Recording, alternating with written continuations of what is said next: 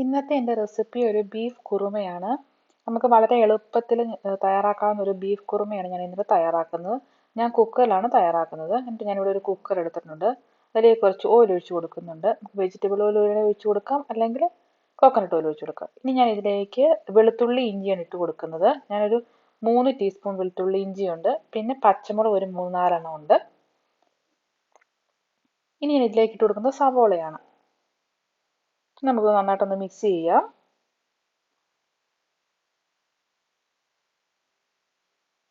ഇനി ഞാൻ ഇതിലേക്ക് ആവശ്യത്തിന് ഉപ്പിട്ട് കൊടുക്കുന്നുണ്ട്.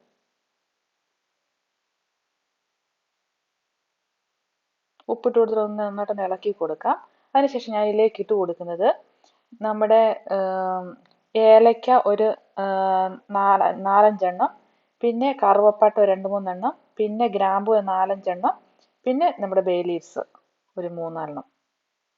ഇതൊന്നും ഇട്ട് നമുക്ക് നല്ലതുപോലെ ഒന്ന് മിക്സ് ചെയ്യാം. ഇതിന് ശേഷം ഞാൻ ഇതിലേക്ക് ഇട്ട് കൊടുക്കുന്നത് ഉരുളക്കിഴങ്ങും ക്യാരറ്റുമാണ്. ഞാനിവിടെ എടുത്തിരിക്കുന്ന ഉരുളക്കിഴങ്ങ് 2 ഉരുളക്കിഴങ്ങ് എടുത്തിട്ടുണ്ട്. പിന്നെ ഒരു വലിയ ക്യാരറ്റുമാണ് എടുത്തിരിക്കുന്നത്. നമുക്കിത് ഇങ്ങനെ പീസസായി കട്ട് ചെയ്ത് നമുക്ക് ഇതിലേക്ക് ഇട്ട് കൊടുക്കാം. ഇതൊന്ന് മിക്സ് ചെയ്തതിന് ശേഷം നമുക്ക് ഇതിലേക്ക് പൊടികൾ ആഡ് ചെയ്യാം. ഞാൻ ഇതിലേക്ക് മല്ലിപ്പൊടി ഒരു ടേബിൾ സ്പൂണ്, പിന്നെ ഗരം മസാല ഒരു 1 ടീസ്പൂണ്, പിന്നെ ഒരു 1/4 ടീസ്പൂൺ മഞ്ഞൾപ്പൊടി, പിന്നെ കുരുമുളക് പൊടി ഒരു 1.5 ടീസ്പൂൺ. ഇനി ഇതും കൂടി ഇട്ട് കൊടുത്ത് നമുക്ക് നല്ലപോലെ ഒന്ന് മിക്സ് ചെയ്യാം. ഇനി നമ്മൾ ഇതിലേക്ക് കഴുകി വൃത്തിയാക്കി വെച്ചിരിക്കുന്ന ബീഫ് ഇട്ട് കൊടുക്കാം. ഞാനിവിടെ എടുത്തിരിക്കുന്ന ബീഫ് 750 ഗ്രാം ബീഫാണ് എടുത്തിരിക്കുന്നത്. അതിലേക്ക് ഇട്ട് കൊടുത്തിട്ട് നമുക്ക് നല്ലപോലെ ഒന്ന് മിക്സ് ചെയ്യാം.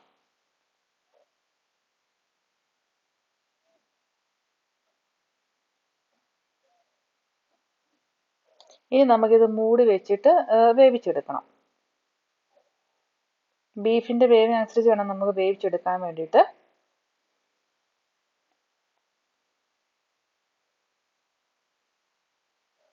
നമ്മുടെ ബീഫ് ഏകദേശം വെന്തിട്ടുണ്ട്.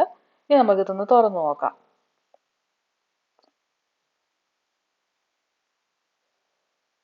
നമുക്കൊന്ന് ഇളക്കി നോക്കാം. കാരണം ഞാനിത് ബീഫ് വേവിച്ചപ്പോൾ ഞാൻ ഇതിലേക്ക് വെള്ളമൊന്നും ആഡ് ചെയ്തിട്ടില്ല. അപ്പം നമ്മുടെ ബീഫ് ഏകദേശം വെന്ത് വന്നിട്ടുണ്ട്.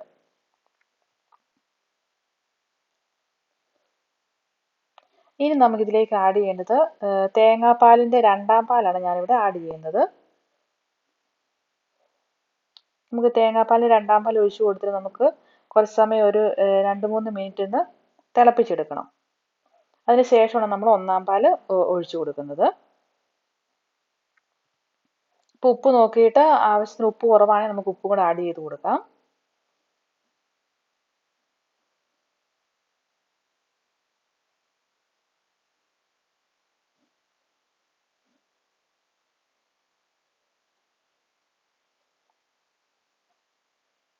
ഇപ്പോൾ 2-3 മിനിറ്റ് ആയിട്ടുണ്ട്. നമുക്കിനി ഇതിലേക്ക് നമ്മുടെ 1-ാം പാൽ ഒഴിച്ച് കൊടുക്കാം.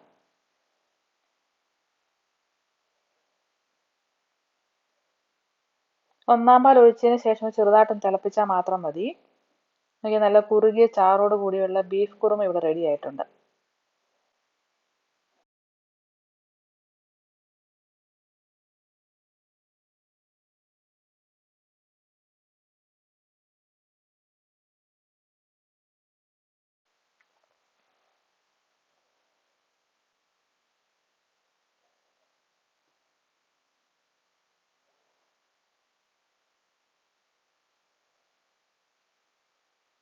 ചെറുതായിട്ടൊന്ന് തിളപ്പിച്ചെടുത്താൽ മാത്രം മതി. ഇനി ഒരു പാൻ അടുപ്പത്ത് വെച്ച് അതിലേക്ക് നമുക്ക് വെളിച്ചെണ്ണ ഒഴിച്ച് കൊടുക്കാം. ഏകദേശം ഒരു 2 ടേബിൾ സ്പൂൺ വെളിച്ചെണ്ണ കാണും. ഈ വെളിച്ചെണ്ണ ചൂടായി കഴിഞ്ഞാൽ നമുക്കിതിലേക്ക് കടുക് ഇട്ട് കൊടുക്കാം.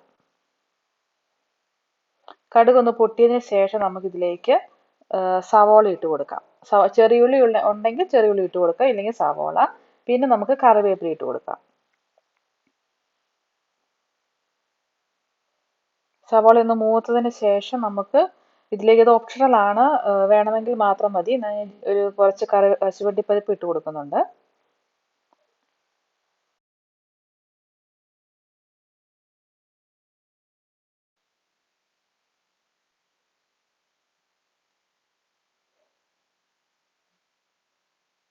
ഇപ്പം നമ്മുടെ ഉള്ളിയൊക്കെ ഏകദേശം മൂത്ത് വന്നിട്ടുണ്ട്. ഇനി നമുക്കിത് കറിയിലേക്ക് ഒഴിച്ചു കൊടുക്കാം.